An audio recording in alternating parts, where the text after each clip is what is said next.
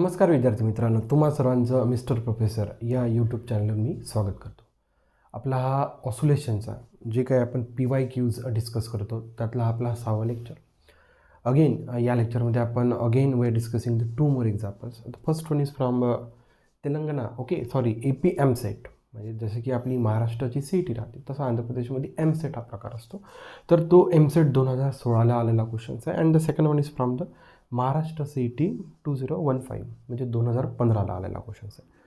दोन्ही जर क्वेश्चन्स बघितले तर अतिशय सिम्पल वेलॉसिटी ॲक्सेलरेशन्स या फॉर्म्युल्यावर बेस आहे आणि थोडंफार फॅक्टरायझेशन आपल्याला पहिल्या न्यूमेरिकलसाठी करावं लागतं. सेकंड तर अतिशय इझी आहे, म्हणजे टाईम पिरियड या फॅक्टरवर सेकंड क्वेश्चन डिपेंड आहे. पहिला बघा, आपण पहिल्या क्वेश्चनची सुरुवात करूया सोल्युशन्सची. We are moving to the solution for the numerical number first. पहिले काय गोष्टी दिलेल्या आहे आपलं नेहमी लक्षात ठेवा, FBD फ्री बॉडी डायग्राम. ही गोष्ट खूप महत्त्वाची आहे. म्हणजे जेव्हा आपल्याला न्यूमेरिकल सॉल्व करायचं, आणि आय थिंक मी प्रत्येक लेक्चरमध्ये सांगतो की फ्री बॉडी डायग्राम शिवाय तुम्हाला तो क्वेश्चन लवकर समजत नाही. एकदा की क्वेश्चन कळायला बघा, a particle is executing simple harmonic motion. एक पार्टिकल आहे, तो SHM परफॉर्म करतो विथ ॲम्प्लिट्यूड ऑफ 2 सेंटीमीटर. त्या पार्टिकलचा ॲम्प्लिट्यूड म्हणजे मॅक्सिमम डिस्टन्स पार्टिकल किती कवर करू शकतो, 2 centimetre. From its mean position. The difference in the magnitude of its maximum acceleration and the maximum velocity is 4. म्हणजे मॅक्सिमम ॲसेलरेशन आणि maximum वेलॉसिटीचं difference त्यांनी किती दिलं आहे, 4. Full stop. The time period of its oscillation, त्या particle जो oscillation perform करताय त्याचं काय विचारलं आपल्याला, particle. And its velocity when that particle is 1 metre away from the mean position are respectively. म्हणजे रिस्पेक्टिवली आपल्याला टाईम पिरियड आणि काय फाइंड आउट करायची आहे, वेलॉसिटी. कधी, जेव्हा तो पार्टिकल 1 मीटर अवे राहतो कुठनं, मेन पोझिशनपासून. एकदम सिम्पल आहे. बघा, particle is performing SHM, no doubt. This is positive extremum point, this is negative extremum point, and this is the position of mean position of that particle. And the amplitude of the particle is, amplitude means the maximum distance of the particle covering from the mean position. Mean पोझिशनपासून तो maximum इथपर्यंत चालला म्हणून त्याचा amplitude ए आपल्याला किती दिलेला आहे बघा, 2 सेंटीमीटर. किती दिला आहे आपल्याला, 2 सेंटीमीटर. क्लिअर. बघा, आता त्यांनी काय विचारलं, पार्टिकल जेव्हा मेन पोझिशनपासून x = 1 सेंटीमीटरवर येतो. इथं लक्षात, जेव्हा पार्टिकल मेन पोझिशनपासून किती दूर राहतो, 1 सेंटीमीटर असणार, ते 1 सेंटीमीटर असणार, मीटर नाही. जेव्हा पार्टिकल मेन पोझिशनपासून 1 सेंटीमीटर दूर राहतो तेव्हा पार्टिकलचा आपल्याला काय फाइंड आउट करायचं आहे, time period. And again velocity. इथे लक्षात, चला काही हरकत नाही. आणि त्यांनी एक गिवन कंडिशन दिली आहे की difference between the maximum acceleration and maximum velocity. बघा, मॅक्सिमम ॲसेलरेशन आणि मॅक्सिमम वेलॉसिटी या दोघांमधला डिफरन्स किती दिला आहे, 4. हे गिवन कंडिशन आहे. बघा, अतिशय इझी आहे. म्हणजे MSETचा क्वेश्चन राहिला तरी याची लेवल जर तुम्ही कम्पेअर केली तर नीटच्या एक्झामचा हा क्वेश्चन आहे. याच्या लक्षात काय काय दिलेलं आहे, एक पार्टिकल आहे, SHM परफॉर्म करत आहे, काही हरकत. त्या पार्टिकलचं मॅक्सिमम डिस्टन्स मीन्स ॲम्प्लिट्यूड किती दिलं आहे, 2 सेंटीमीटर. आणि difference between the maximum acceleration and maximum velocity is given 4. आणि जेव्हा पार्टिकल मेन पोझिशनपासून 1 सेंटीमीटर डिस्टन्स कव्हर करतो, अवे होतो तो, तर तेव्हा आपल्याला काय विचारलं, टाईम पिरियड अँड वेलॉसिटी. बघा, टाईम पिरियडचा एकदम सिम्पल फॉर्म्युला आहे, T = 2π/ω. म्हणजे आपण जर ओमेगा जर फाइंड आउट केला तर आपण टाईम पिरियड फाइंड आउट करू शकतो. वेलॉसिटीचा फॉर्म्युला V = ω² - x². बघा, x म्हणजे डिस्टन्स, किती डिस्टन्सवर वेलॉसिटी फाइंड आउट करायचा आहे, 1 सेंटीमीटर. एक्सची व्हॅल्यू म्हणजे ए म्हणजे काय, ॲम्प्लिट्यूड पण दिलेला आहे. म्हणजे काय फाइंड आउट करावं लागतं, ओमेगा. म्हणजे टाईम पिरियड फाइंड आउट करताना पण आपल्याला ओमेगाची गरज बसली आणि वेलॉसिटी पण फाइंड आउट करताना आपल्याला कशाची गरज बसली, ओमेगाची. मग दोन्ही जर आपल्याला, इथं लक्षात, दोन्ही जर आपल्याला फिजिकल क्वांटिटी जर फाइंड आउट करायचं असेल, मग कशाची नीड आहे आपल्याला, ओमेगा, अँग्युलर फ्रिक्वेन्सी. काही हरकत नाही. मग आता हा अँग्युलर फ्रिक्वेन्सी आणायचं कसं, आपल्याला बघा गिवन कंडिशन दिलेली आहे. या गिवन कंडिशनवरून आपण ओमेगा डेव्हलप करू शकतो. बघा, ॲसेलरेशन. ॲसेलरेशनचा फॉर्म्युला राहतो ω²x. परंतु यांनी कोणतं ॲसेलरेशन म्हटलं, maximum.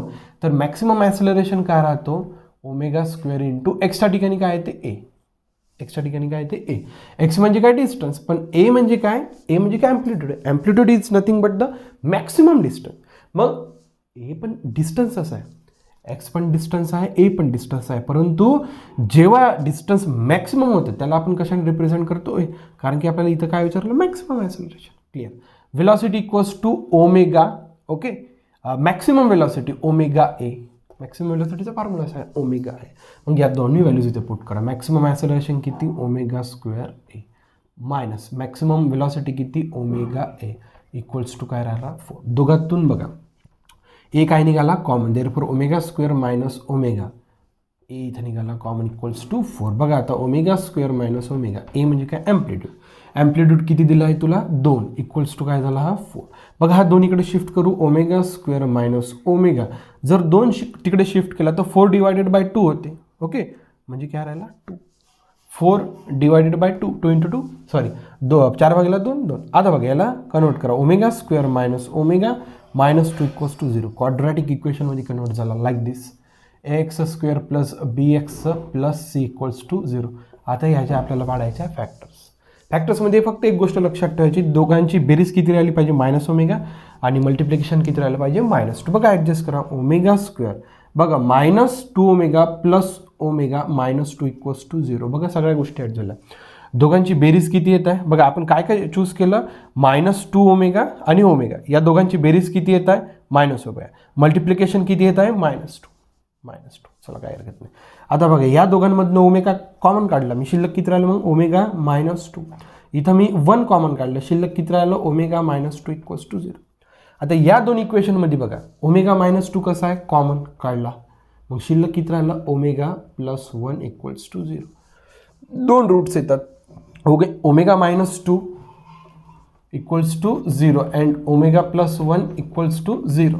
Therefore omega equals to 2 rad per second and omega equals to -1 rad per second. परंतु अँग्युलर फ्रिक्वेन्सी कधी निगेटिव्ह राहते का नाही, मग याला अवॉइड करायचं. इथं लक्षात. चला काही हरकत नाही, तुमच्याकडे 2 फॅक्टर्स आले 2 ओमेगाची व्हॅल्यू, मग याच्यातली राईट कोणशी आपण सिलेक्ट करायची की अँग्युलर फ्रिक्वेन्सी नेव्हर बी निगेटिव्ह, म्हणून हे निगेटिव्हवाला जो काही फॅक्टर आहे तो कॅन्सल करायचा. देअरफॉर ओमेगाची व्हॅल्यू किती यायला पाहिजे 2 rad per second, 2 radian per second. आता एकदम सिंपल झालं यार. बघा time period T equals to 2 pi divided by omega, ओमेगाची व्हॅल्यू किती आहे 2, 2 two get cancel, therefore time period becomes pi second. चला ऑप्शन बघा, पाय सेकंद ऑप्शन बघा. बघा इथं 2 आहे, इथं 7/22 आहे. हां बघा आता पायला आपण पाय न लिहिता 22/7 लिहू शकतो रे बाबा, लिहू शकतो की नाही. बघा 22/7 फक्त मला एकाच ऑप्शनमध्ये दिसते सीमध्ये, त्याच्यामुळे मला बघा सेकंड अगेन आपल्याला एक फिजिकल क्वांटिटी फाइंड आउट करायची की व्हेलॉसिटी फाइंड आउट करण्याची गरज पण नाही, कारण की पहिल्या ऑप्शनमध्येच आपल्याला बघा जेव्हा आपण टाइम पिरियड काढला त्याच पहिला ऑप्शन सिलेक्ट झाला. 22/7 कोणत्याच ऑप्शनमध्ये आहे, 22/7 फक्त या ऑप्शनमध्ये आहे. ओके, म्हणजे जो काही तुम्ही आता व्हेलॉसिटी फाइंड आउट करणार ती किती राहणार 2√3 मीटर पर सेकंड. परंतु इथपर्यंत तुम्हाला गोष्टी क्लिअर राहिल्या पाहिजे. इथे लक्षात. बघा आपण व्हेलॉसिटी पण फाइंड आउट करू. व्हेलॉसिटी काही फाइंड आउट करायला आपल्याला मोठी गोष्ट लागत नाही. Omega √A² - x², v equals 2. Okay, ओमेगाची व्हॅल्यू किती फाइंड आउट केली आपण 2, काही हरकत नाही. ओके, ए म्हणजे ॲक्सेलरेशन किती असं ॲम्प्लिट्यूड किती आहे 2, 2चा काय पाहिजे स्क्वेअर, 2चा स्क्वेअर येते 4 आणि एक्सचा किती दिले आपल्याला 1, 1चा square 1. Okay, therefore v equals to आपल्याला फक्त 2 दिलेला आहे ना. ओके, 2 आणि 4 - 1 3 √3, 2√3 मीटर पर सेकंड. बघा व्हेलॉसिटी ऑलरेडी आपण फाइंड आउट केली की 2√3 मीटर पर सेकंड, म्हणजे आपण हे डिपिक्ट केलं होतं की व्हेलॉसिटी 2√3 मीटर पर सेकंदच राहायला पाहिजे होते या ऑप्शनवर. जर अशा पद्धतीने जर हा क्वेश्चन सॉल्व्ह केला तर बघा इथं option number 3 will be the correct for the given numerical. अशा पद्धतीने करावं लागतं. म्हणजे याच्यात बघा त्यांनी आपल्याला फॅक्टरायझेशन आपलं चेक केलं. ही जी काय 8वी 9वीतली गोष्ट आहे, आपण फॅक्टरायझेशन इनिशियली कुठे शिकतो 7वी 8वी 9वी. फॅक्टरायझेशन तुम्हाला जर काढता आलं तर ओमेगा मिळते. मग जर तुम्हाला इथं जर अडचण आली तर शक्य नाही. ओके, या एका कंडिशनवरून आपल्याला ओमेगा फाइंड आउट करायचं. आणि पहिलं आपलं क्लिअर झालं होतं की दोन्ही आपल्याला जर फिजिकल क्वांटिटीज टाईम पिरियड आणि वेलॉसिटी जर फाइंड आउट करायचं असेल तर मला ओमेगा फाइंड आउट करणं महत्त्वाचं होतं. मग या ओमेगासाठी हे सगळं फॅक्टरायझेशन सॉल्व्ह करून ओमेगा फाइंड आउट केला. मग अतिशय इझी आहे. बघा तुम्ही जर फॉर्म्युला बघितलं T=2π आपण ओमेगा टाईम पिरियड, आणि ही काही मोठी गोष्ट नव्हती. जर तुमच्याकडे ऑलरेडी जर ओमेगा असतं तर तुम्ही विदिन सेकंड तुम्ही म्हणजे टाईम पिरियड आणि वेलॉसिटी फाइंड आउट करू. त्यांनी अटकवलं कुठं होतं आपल्याला ओमेगासाठी. ओमेगासाठी त्यांनी कंडिशन्स दिली होती की या कंडिशन्सवर ओमेगा, आणि ते मॅक्सिमम दिलं होतं, maximum acceleration and the maximum velocity. Okay, अशा पद्धतीनं करावं लागतं. ओके, शिद्दतनी अभ्यास कसा करायचा, शिद्दतनं मन लावून करायचं, मन लावून अभ्यास करायचा, 100% द्यायचं, 100% रिझल्ट येतात. सॉल्व करत जा, question question question question answer question. Number of times you have to go through the question and the answer session. आता काही काही गोष्टी मला म्हणजे काय म्हणू शकतो मी, समजा चॅप्टरही नाही वाचला, काहीही वाचलं नाही, पण मला क्वेश्चन सॉल्व करण्याची इतकी प्रॅक्टिस झाली का तो क्वेश्चन आल्यावर आपल्याला समजणं सुरू होऊन जाते. ऑलरेडी या अगोदर मी चॅप्टर वाचलेला आहे, चॅप्टर शिकवलेला आहे, भरपूर दिवस झाला आहे त्याला. ओके, तरी पण म्हणजे या क्वेश्चन आन्सरच्या सेशनमधून मला पण खूप काही शिकण्यासारखं असं आहे की मी इतके काही म्हणजे ह्या यूट्यूब चॅनल थ्रू समजा जो काय आपण सेशन सुरू केलेला आहे, म्हणजे तिकडे चॅप्टरही मला माहीत नाही राहिला, येत्या लक्षात, चॅप्टरही मला माहीत नाही राहिलं, पण क्वेश्चन आन्सर सेक्शन कोणताही क्वेश्चन जर आला तर मी सॉल्व करू शकतो. एक आयडिया ॲटोमॅटिक डेव्हलप होते प्रत्येकाच्या सबकॉन्शियस माइंडमध्ये. क्लिअर? बघा आता आपण सेकंड क्वेश्चनकडे वळूया. बघा, सबकॉन्शियसली म्हणजे तुम्ही हे करत असताना खूप काही गोष्टी आपल्या सेटल होतात. ओके, आता जनरली मी माझा फ्री बॉडी डायग्राम ठेवतोस की मला ती डायग्राम काढल्याशिवाय आयडिया क्लिअर नाही होत. 2 मिनटात आपण ती फ्री बॉडी डायग्राम इझिली काढू शकतो कोणी पण. एकदा की ती फ्री बॉडी डायग्राम काढली, आयडिया क्लिअर झाली, काय फाइंड आउट करायचं आहे. मेनली काय होतं, तुम्हाला एखादा क्वेश्चनचा आन्सर येत नाही याचा अर्थ तो क्वेश्चनच आपल्याला समजला नसतो. तुम्हाला फॉर्म्युलेज या त्या सगळ्या गोष्टी तुम्हाला रिमाइंड राहतात किंवा तुम्ही त्या सगळ्या गोष्टी प्रॉपर करतातही. आपल्याला प्रॉब्लेम कुठे जातो की तो क्वेश्चन कळायला पाहिजे, काय गिवन कंडिशन म्हणून काय गोष्टी आपल्याला फाइंड आउट करायचं आहे. जसं आता या क्वेश्चनमध्ये आपल्याला क्लिअर कट कळलं होतं की बाबू ओमेगा पाहिजे, ओमेगा जर राहिला तरच त्या आपण फिजिकल क्वांटिटीज फाइंड आउट करू शकतो, अदरवाईज पॉसिबल होतं का. मग आपण वळालो ओमेगाकडं. बघा आता सेकंड जो न्यूमरिकल आहे त्याचं सोल्युशन हा अतिशय इझी आहे, म्हणजे इझी आहे ते इझी आहे. बघा, mass is suspended from a spring, okay, having a spring constant K, काही हरकत नाही. बघा फ्री बॉडी डायग्राम काढा. बघा एक स्प्रिंग आहे म्हणते, या स्प्रिंगला एक मास सस्पेंडेड आहे. या स्प्रिंगचं स्प्रिंग कॉन्स्टंट किती दिलं आहे, के, स्प्रिंग कॉन्स्टंट. चला काही हरकत नाही. Is displace vertically and release its oscillate with time period T. The weight of that mass suspended is. बघा याला काय केलेलं आहे, डिस्प्लेस केलेलं आहे. म्हणजे हा जो काही मास आहे समजा, याला आपण समजा असं खाली ओढलं, ओके, याच्यावर आपण म्हणजे फोर्स लावला, मग हा काय होणार, डिस्प्लेस होणार, SHM परफॉर्म करणार. हा जो काही पूर्ण सिस्टम आहे काय परफॉर्म करणार, SHM. मग एखादी गोष्ट जेव्हा SHM परफॉर्म करते त्याच्याकडे काय राहते, त्या टाईम पिरियड. एक पूर्ण ऑसिलेशन्स कंप्लीट करण्यासाठी जो काही लागतो त्याला काय म्हणतो आपण, टाईम पिरियड. काय हरकत. तर त्यांनी काय विचारलं, हा जो काही मास आहे, मास, ओके, याचं काय विचारलं आपल्याला, वेट. आपल्याला काय विचारलं, वेट. येतं लक्षात. मास आणि weight it's a different thing. येतं लक्षात. ओके, मास म्हणजे काय, ओके, समजा ॲक्च्युअल पार्टिकल्स या सिस्टममध्ये किती आहे त्याला काय म्हणतो आपण, मास. ओके, वेट म्हणजे काय, actual particle, okay, actual number of particles. Weight म्हणजे काय, एकदम सिम्पल डेफिनेशन आहे. वेट म्हणजे काय, mass into acceleration due to planet. आता आपण अर्थवर आहे म्हणून this is the acceleration due to gravity. Okay, अर्थमुळे जो काही ॲक्सेलरेशन ज्या ज्या प्लॅनेटनं तयार होतं, समजा मूनवर गेलो तर तिथं ॲक्सेलरेशन वेगळा राहतो. मास इंटू ॲक्सेलरेशन, ॲक्सेलरेशन कशाचं, त्या प्लॅनेटच्या ग्रॅव्हिटीमुळे तयार होणारं ॲक्सेलरेशन.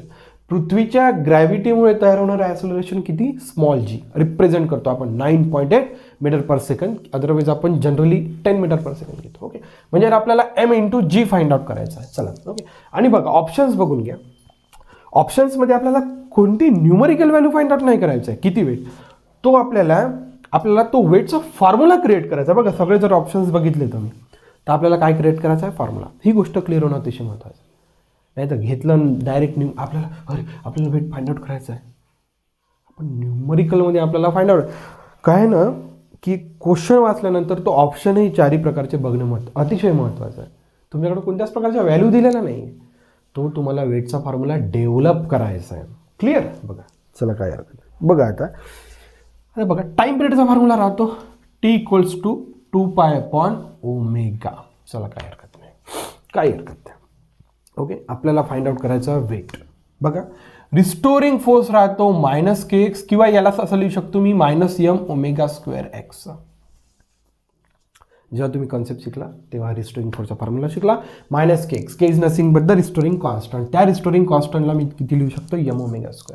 देअरफॉर बघा या दोघा इक्वेशनला कम्पेअर करून मी k = mω² लिहू शकतो का रे? बिलकुल. दोघांकडे x आहे, दोघांकडे काय मायनस, म्हणजे k is replace by mω². इथनं बघा मी k/m = ω² लिहू शकतो का रे? अरे मग ω = √k/m लिहू शकतो का? बिलकुल लिहू शकतो सर, काही प्रॉब्लेम नाही. ठीक आहे. मग आता मी या ओमेगाच्या ठिकाणी काय पुट करू शकतो? T=2π √k/m. रिअरेंज करा 2π √m/k. म्हणजे हा टाइम पिरियडचा फॉर्म्युला झाला. T = दिस. क्लिअर?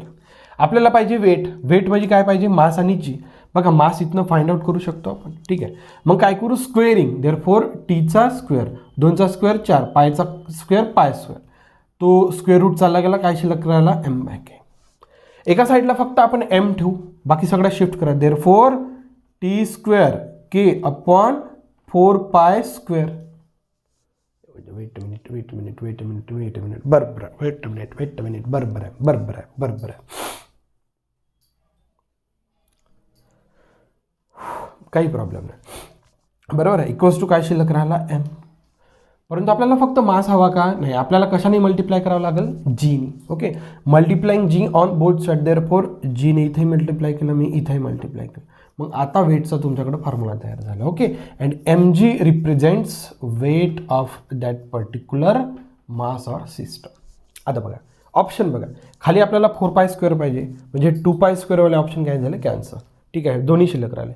वर काय पाहिजे आपल्याला? T². ओके, टाईमचा काय पाहिजे? स्क्वेअर. टाईमचा स्क्वेअर फक्त मला ऑप्शन नंबर बी मध्ये दिसतो, इथे तिथं ॲब्सेंट आहे.